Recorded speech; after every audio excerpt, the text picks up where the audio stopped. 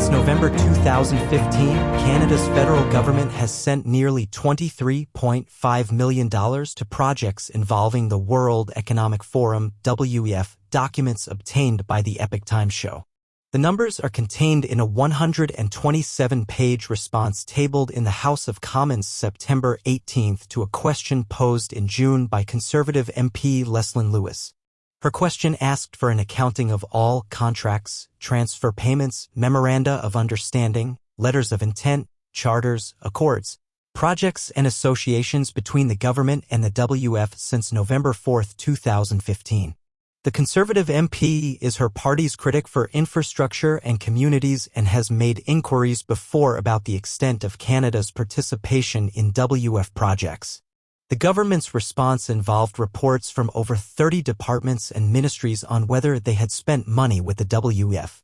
Most did not, but 5 said they did directly and 2 spent internally on WEF-related projects without sending any cash to the WEF.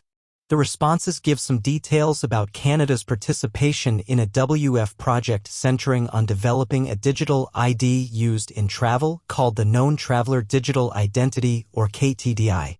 The Department of Transport and the Canadian Border Services Agency, CBC, were both involved in the KTDI project. According to the CBC, the goal was to study biometric identity management, pre-border submission of declarations, and other means to facilitate the smooth transition of people across borders as well as improve security. However, CBC said the project, which included the Netherlands, was postponed indefinitely in March 2020 because of the pandemic. CBC said it spent about $3.49 million internally on the project before it was mothballed with no money sent to the WEF. The CBC added the work could be used to support agency modernization programs.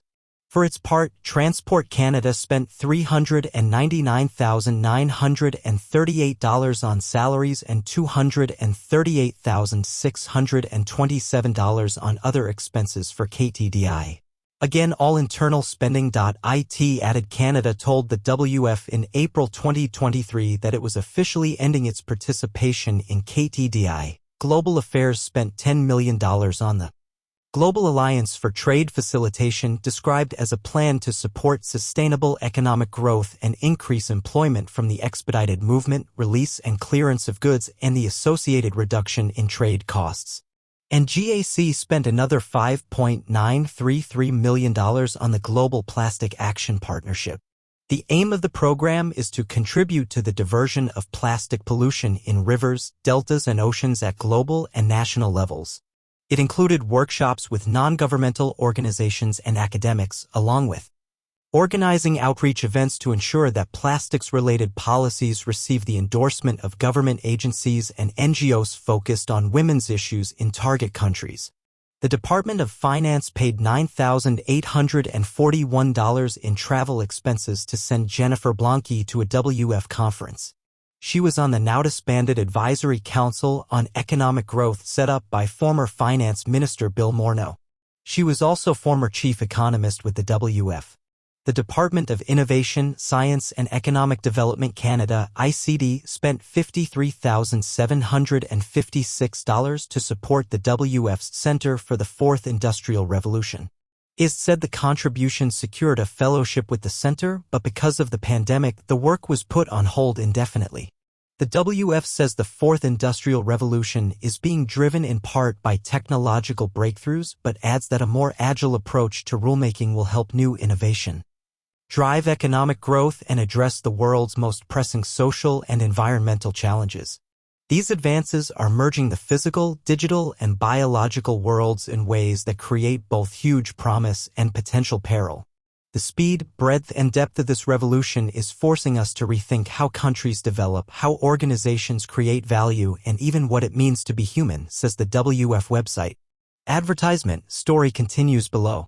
But overall, most of the money Canada spent on the WEF, about $21.9 million, was spent on a variety of international development projects through Global Affairs Canada (GAC).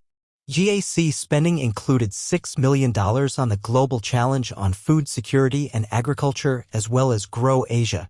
The Food Security Challenge, said Global Affairs, was to facilitate multi-stakeholder partnerships and mobilize investments that contribute to food security, nutrition, and agricultural growth.